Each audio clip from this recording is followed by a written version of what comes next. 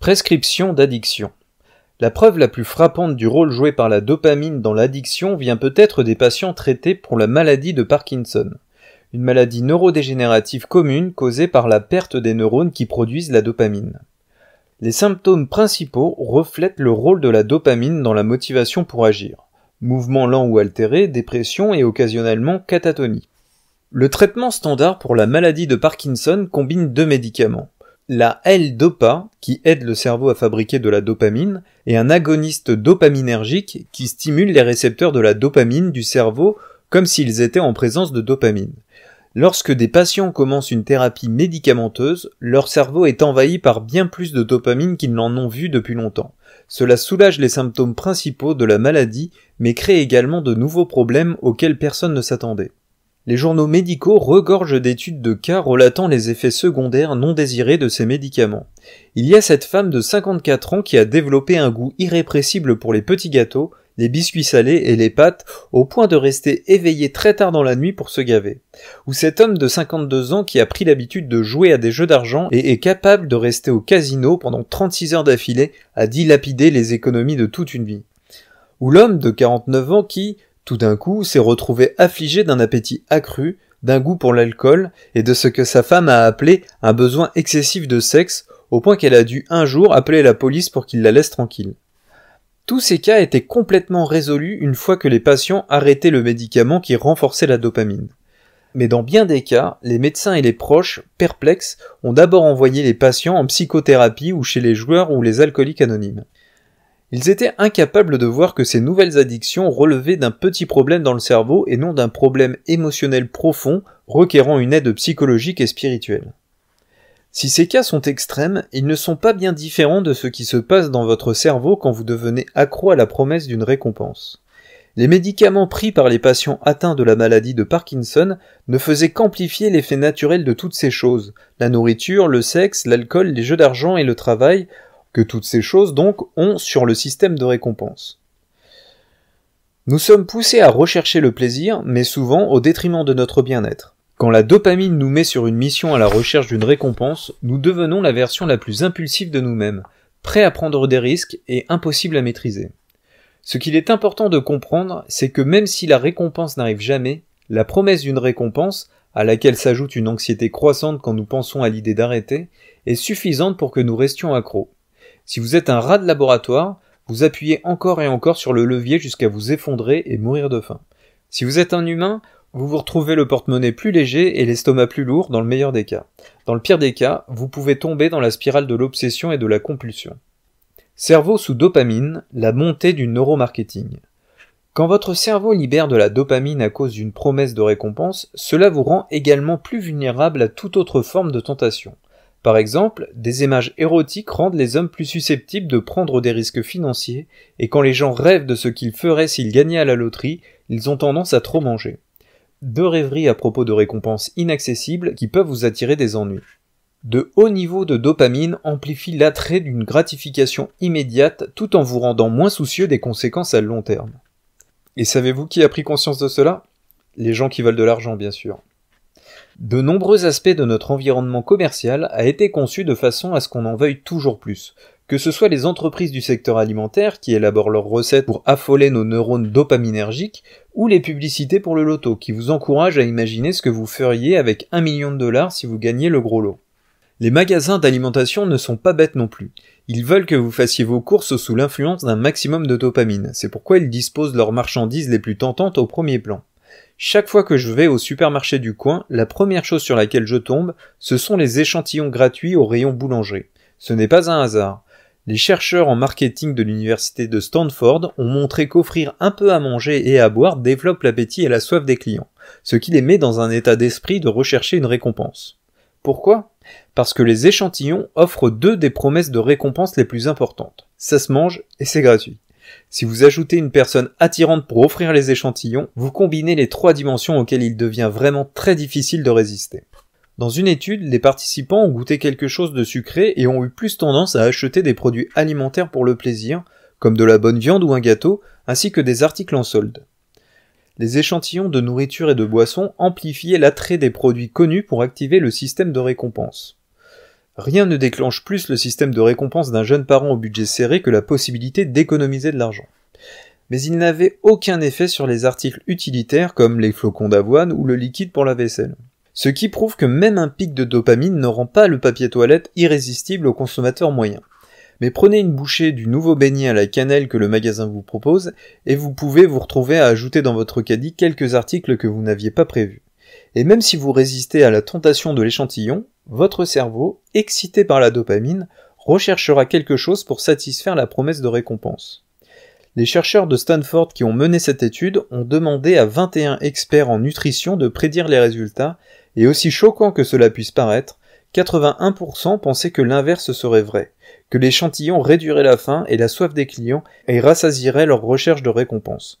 Cela prouve simplement à quel point la plupart d'entre nous, experts compris, ignorent les nombreux facteurs environnementaux qui influencent nos désirs intérieurs et notre comportement. Par exemple, la plupart des gens pensent qu'ils sont insensibles aux publicités. Pourtant, quelques spots publicitaires pour un encas et vous avez des chances de vous retrouver devant votre frigo. Et encore plus si vous êtes au régime et que vous essayez de limiter les encas. Le système de récompense du cerveau réagit aussi à la nouveauté et à la variété. Vos neurones dopaminergiques réagissent progressivement moins aux récompenses familières, même à celles que vous aimez vraiment, que ce soit votre mochaccino quotidien ou votre éternel plat du jour préféré. Ce n'est pas une coïncidence si des chaînes comme Starbucks passent leur temps à introduire de nouvelles variétés de ce qu'elles offrent, et si les magasins de prêt-à-porter lancent de nouveaux coloris pour leur ligne basique. Une tasse de café ordinaire ? Bof. Mais qu'est-ce que c'est que ça sur le menu ? Un latte au chocolat blanc ? Le frisson est de retour. Un pull irlandais dans votre catalogue de vêtements ? Bof. Mais attends, il existe maintenant un brun caramel et un jaune beurre fondu. La dopamine est de retour. Et puis, il y a les entourloupes des prix. Le moyen le plus sûr pour que la partie primitive de votre cerveau veuille stocker les ressources rares. Tout ce qui vous donne l'impression de faire une bonne affaire va ouvrir les vannes de la dopamine. Que ce soit les affiches 2 pour le prix d'un ou tout à moins 60%. Chez les détaillants discount, les étiquettes indiquant un prix suggéré en magasin, ridiculement élevé à côté du prix réduit proposé dans votre magasin discount, sont particulièrement persuasives. Comme le sait Amazon qui l'exploite déjà sans pitié, votre cerveau a vite fait de calculer l'économie faite, et traite, avec une logique absurde, cette différence comme de l'argent gagné. 44,99$ au lieu de 999$ au départ ? 999$? Quelle arnaque c'était! Peu importe le produit concerné, je l'ajoute immédiatement au panier. Pour peu qu'il y ait en plus une pression liée à l'heure ou à la rareté du produit, entre parenthèses vente flash qui se termine à midi, solde d'un jour, ou l'inquiétante menace dans la limite des stocks disponibles, vous vous retrouvez à chasser et à cueillir comme si vous étiez tombé sur la dernière pauvre réserve de nourriture de la savane. Les commerces utilisent également les odeurs pour créer des désirs là où ils étaient inexistants. Une odeur appétissante est l'un des moyens les plus efficaces pour déclencher la promesse de récompense, et dès que les molécules odorantes atteignent vos récepteurs olfactifs, le cerveau commence à en rechercher la source. La prochaine fois que vous passez devant un restaurant de fast-food et que vous serez tenté par l'odeur des frites et des hamburgers, il y a fort à parier que ce n'est pas que la nourriture qui est à l'intérieur que vous sentirez, mais un parfum savamment étudié et déversé sur le trottoir par les bouches d'aération spéciales pour décupler votre désir de manger. Le site internet de Scent Air, leader dans le domaine du marketing olfactif, se vante de la façon dont il a réussi à attirer des visiteurs jusqu'à un café glacier situé au sous-sol d'un hôtel. Le système de diffusion d'arômes était habilement disposé. L'odeur de cookies au sucre en haut de l'escalier et celle de cornets gaufrés en bas. Le passant moyen pensait qu'il inhalait l'odeur authentique de friandises sucrées. En fait, il respirait des émanations chimiques renforcées, destinées à maximiser la libération de dopamine chez les clients de l'hôtel afin de les mener, avec leur porte-monnaie, en bas des escaliers. Dans les magasins de mode Bloomingdale's aux États-Unis, l'enseigne variait les arômes en fonction des départements. Tels que pour bébé dans le département future maman et puériculture, pour éveiller la sensation de nid douillet, noix de coco dans le département maillot de bain pour faire rêver de cocktails sur la plage, et l'odeur apaisante du lilas dans le département lingerie, probablement pour apaiser, dans les cabines d'essayage, les femmes se retrouvant nues, sous les néons, devant un miroir à 3 faces. Il se peut que vous n'ayez même pas conscience de ces arômes, mais ils influencent tout de même votre cerveau et vos achats. Bien sûr, la science peut être utilisée pour faire du bien en plus d'apporter du profit. Et pour être juste, je dois dire que le domaine du marketing olfactif a fait plus de choses pour le monde que simplement vendre des cornets de glace et des bikinis. Le service IRM d'un hôpital de Floride a réduit son taux d'annulation de dernière minute en introduisant des fragrances d'océan et de plages de cocotiers dans les salles d'attente. Une petite promesse de récompense peut être un puissant antidote à l'anxiété et aider les gens à aborder des situations qu'ils préféreraient normalement éviter. D'autres industries ou prestataires de services pourraient tirer profit d'une stratégie similaire. Les dentistes pourraient parfumer leur cabinet avec une odeur de bonbons et les conseillers fiscaux pourraient choisir celle du dry martini. Devenez un détective pour dopamine. Quand je présente ces techniques de neuromarketing et de vente en cours, cela déclenche une chasse aux preuves. Les étudiants commencent à voir combien de leurs échecs de volonté sont déclenchés par une libération de dopamine due à leur environnement quotidien. Certains reviennent la semaine suivante et racontent comment leur magasin préféré les manipule, que ce soit par des bougies parfumées qui se consument au magasin d'ustensiles de cuisine, ou par des coupons de réduction grattés et gagnés qui sont remis aux clients à l'entrée du centre commercial. Ils perçoivent pourquoi un magasin de vêtements a des photos de modèles nus sur ses murs, et pourquoi les commissaires-priseurs ouvrent leurs enchères à des prix cassés. Une fois qu'on commence à regarder, il est impossible de ne pas voir les nombreux filets tendus pour vous prendre au piège, vous, vos neurones dopaminergiques et votre argent. Presque universellement, les étudiants disent se sentir valorisés par ces observations. Ils s'amusent à repérer les stratagèmes. Cela élucide aussi parfois certains mystères du shopping. Par exemple, pourquoi quelque chose qui avait l'air irrésistible dans le magasin semble si décevant à la maison, loin de la dopamine qui a obscurci votre jugement. Une femme a enfin compris pourquoi elle se dirige toujours chez le traiteur quand elle s'ennuie, pas pour la nourriture, simplement pour traîner et regarder ce qui est présenté. Son cerveau l'oriente vers un endroit qui va, à coup sûr, déclencher une libération de dopamine. Une autre étudiante a annulé son abonnement à un catalogue de vente par correspondance quand elle a compris que c'était surtout une livraison de dopamine qu'elle recevait par courrier, chaque page colorée créant des désirs qui ne pourraient être assouvis que par les produits de cette entreprise. Lors d'une conférence professionnelle à Las Vegas, un étudiant a réussi à ne pas dépenser tout ce qu'il avait parce qu'il parvenait à voir clair dans les stratégies du casino pour surexciter ses neurones dopaminergiques. Danseuse de music hall quasi nue, buffet à volonté, lumière et buzzer qui signalaient chaque fois que quelqu'un gagnait dans le casino. Bien que nous vivions dans un monde conçu pour nous faire vouloir, nous pouvons, simplement en faisant attention, commencer à voir au travers de certaines de ces stratégies. Savoir ce qui se passe n'éliminera pas toutes vos envies, mais cela vous donnera au moins une chance d'exercer votre pouvoir de ne pas faire. Sous le microscope.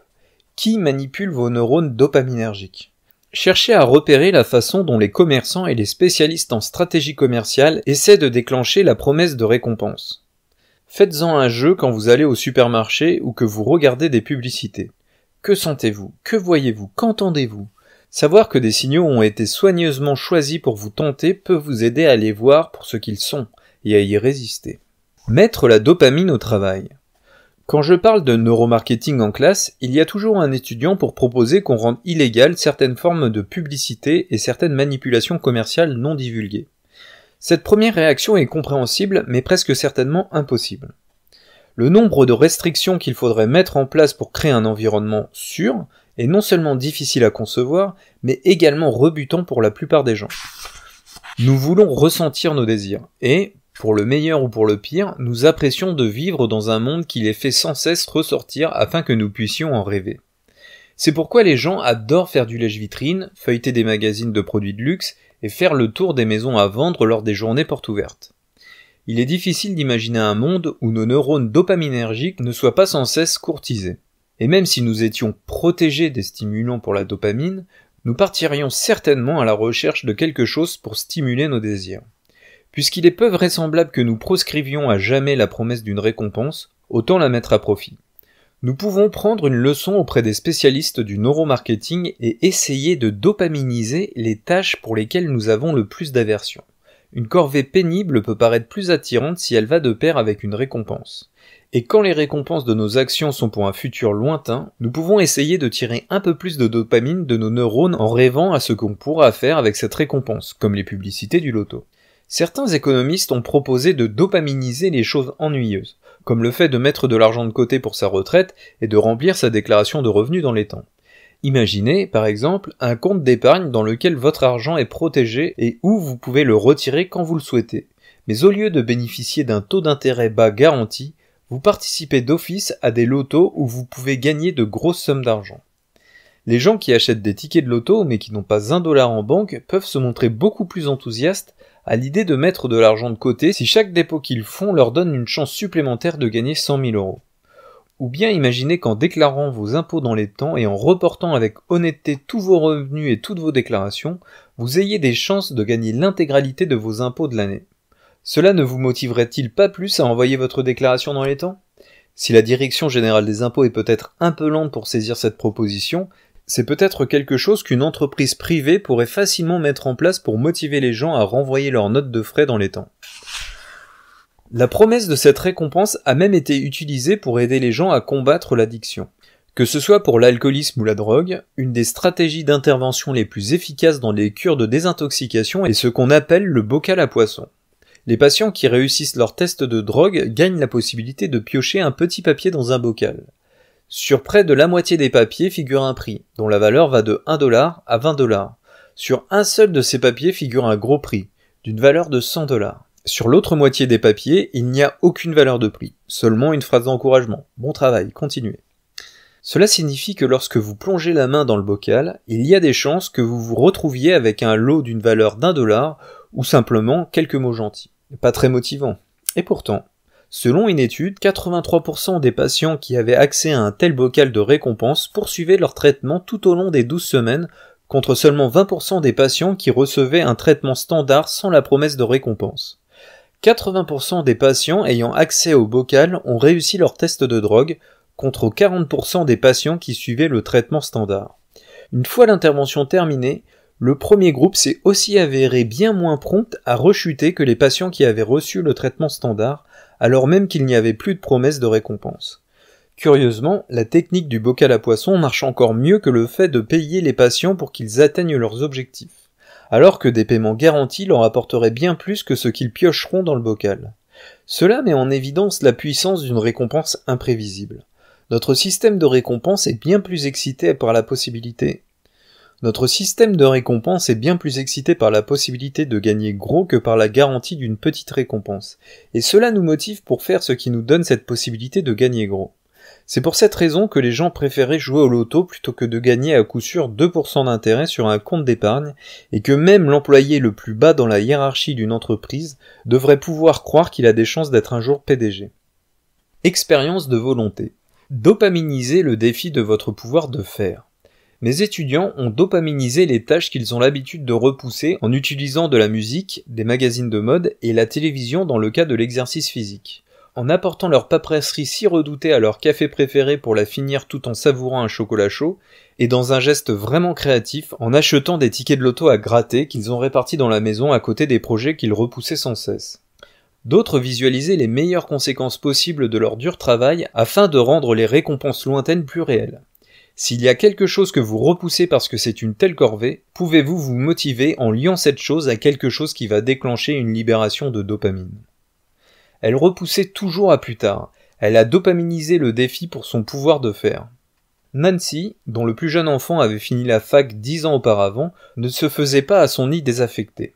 Il n'était pas vraiment vide. Elle avait fait de la chambre de son fils une chambre d'appoint qui, avec les années, était plutôt devenue un débarras fourre-tout.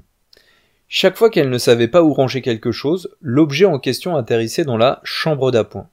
Elle voulait la nettoyer et la transformer en chambre pour les invités, et elle ne voulait plus d'une pièce qu'elle devrait cacher aux visiteurs. Mais chaque fois qu'elle ouvrait la porte, elle était dépassée par l'ampleur de la tâche. Nettoyer cette pièce est devenu le défi qu'elle a choisi de relever pour le cours. Mais ce n'est qu'une fois qu'on a abordé la promesse de récompense que Nancy a compris par où commencer. Elle a été inspirée par une étude qui combinait des chants de Noël avec des senteurs de vacances d'hiver pour donner envie aux clients de s'attarder dans les magasins. Pour nombre de gens, le « oh oh oh » du Père Noël, ajouté à l'odeur de sapin fraîchement coupé, fait surgir des souvenirs de la plus merveilleuse des promesses de récompense que nous ayons jamais connues. Se réveiller le matin de Noël pour découvrir une pile de cadeaux. Nancy a décidé de sortir sa musique de Noël et ses bougies, comme de juste stockées dans la chambre d'appoint, pour l'aider à entreprendre le nettoyage de la pièce. Si elle avait redouté la tâche, en fait, elle a apprécié d'y travailler plusieurs petites fois. L'idée de l'ampleur de la tâche était pire que la tâche en elle-même, et la joyeuse dopamine de la fin d'année l'a aidé à trouver la motivation pour se lancer.